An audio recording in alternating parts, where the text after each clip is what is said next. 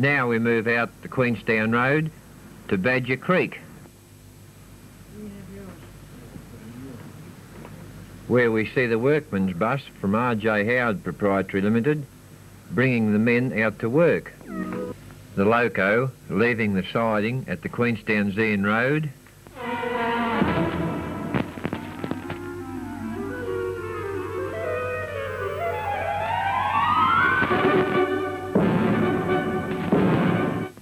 this narrow gauge rock and roll railway winds and rocks its way for about 6 miles around to the back of Mount Dundas into forests of King Billy pine. It has some very sharp curves and is also very steep. Every day about 2 bags of sand are used on the line to stop the wheels from slipping.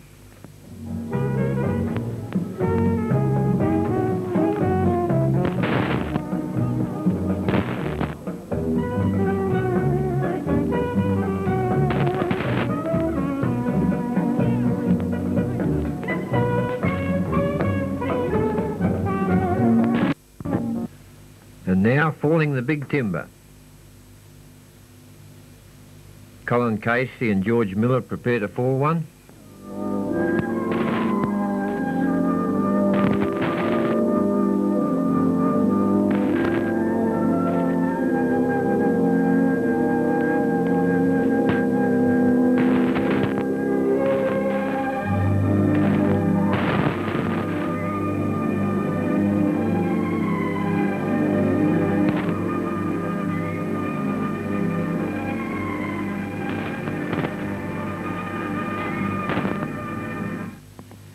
A tractor, driven by Alf Ortner, leaves the landing to go about a mile into the bush to haul the logs back out to the landing to be loaded on the rail. We now see the logs being hauled by the tractor.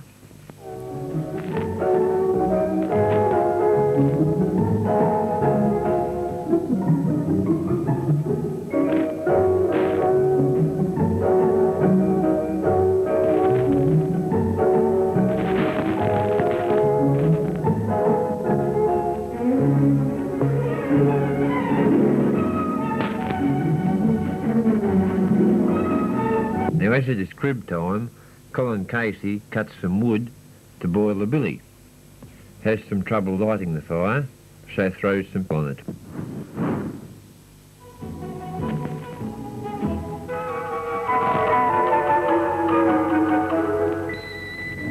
Crib time.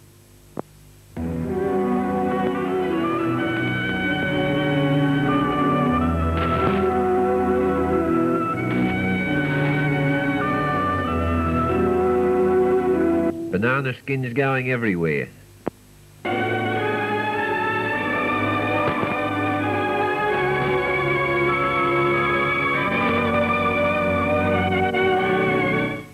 It's over, so it's back to out at the landing, loading the King Billy logs on the rock and roll railway truck, is Ernie Colson on the winch and Athel O'Neill. We have now left the landing and are on the 6-mile journey back out to the road.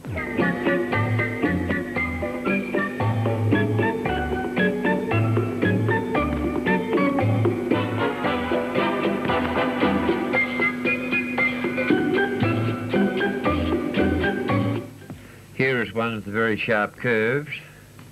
A little bit further on, the inevitable happens.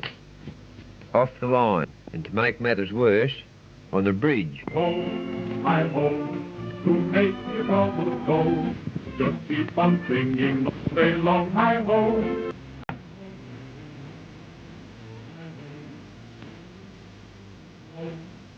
After about an hour's work, it was on again.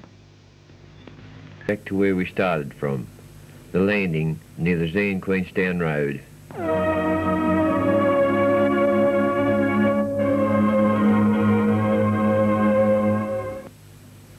Back now at the landing and preparing to offload the logs.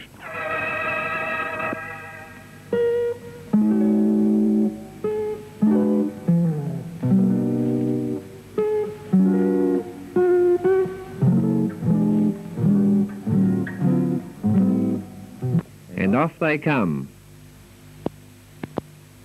Later, these King Billy logs will be taken by semi-trailer to the mill of R.J. Howard Proprietary Limited at Zeehan.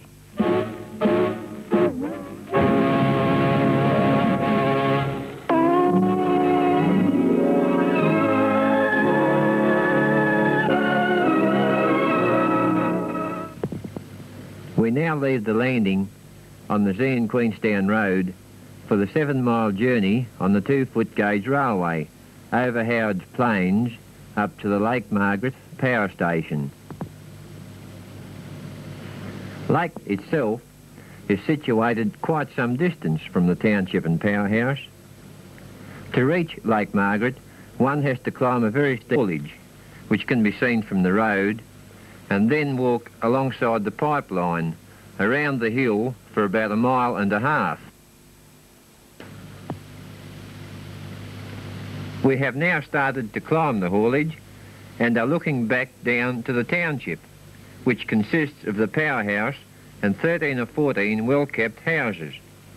Now out to the ocean, which is about 18 miles away. This wood stave pipeline, which is 4 feet in diameter, carries the water to the pen above the power station.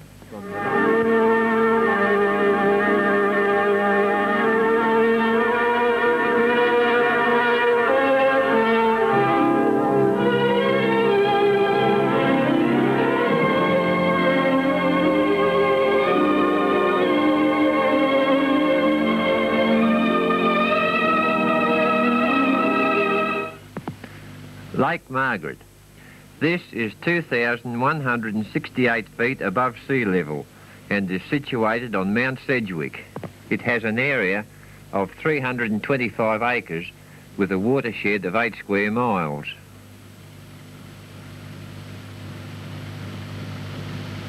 The average rainfall is 145 inches, and in 1948 its record was 177 inches. The 4-foot diameter pipeline carries the water from the lake for a distance of 7,250 feet around the hill.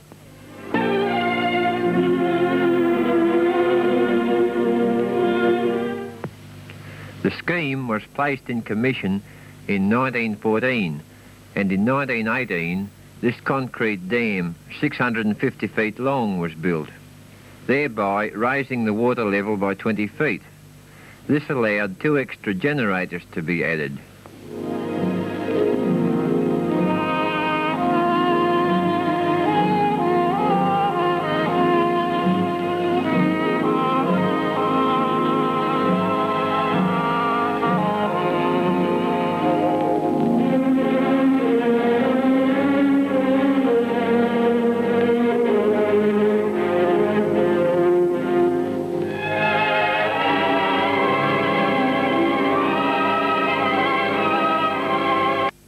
In 1931, a second power station was built a mile further down the Olin River.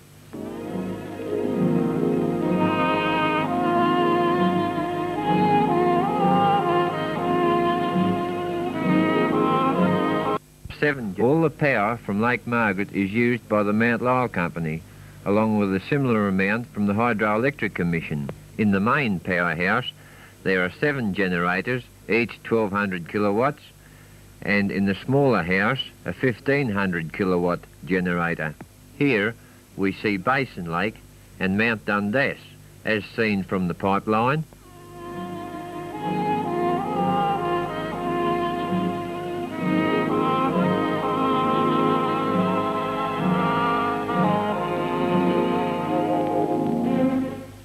The 3 penstocks leading down to the powerhouse are 30 inches in diameter welded steel pipe, each being 2,900 feet in length with a fall of 1,100 feet.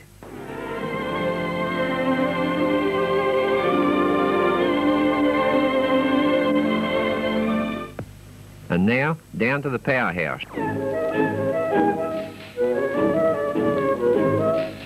The 7 generators in the power station.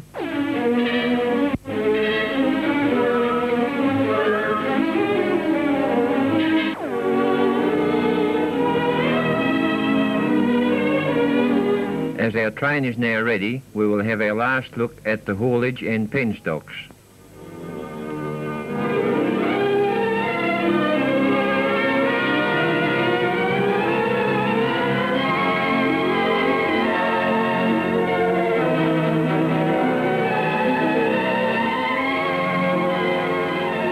Believe me, this engine is no relation to the racehorse.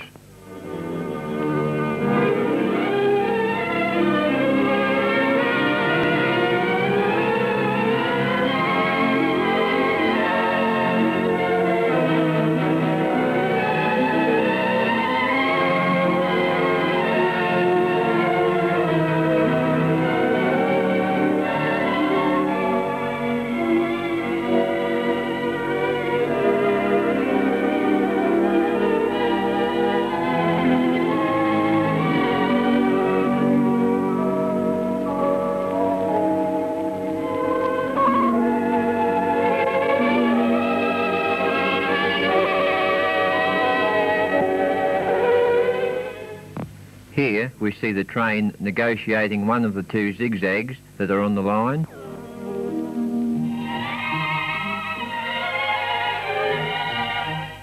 Approaching the crossing of the Zeehan Queenstown Road and the end of another journey.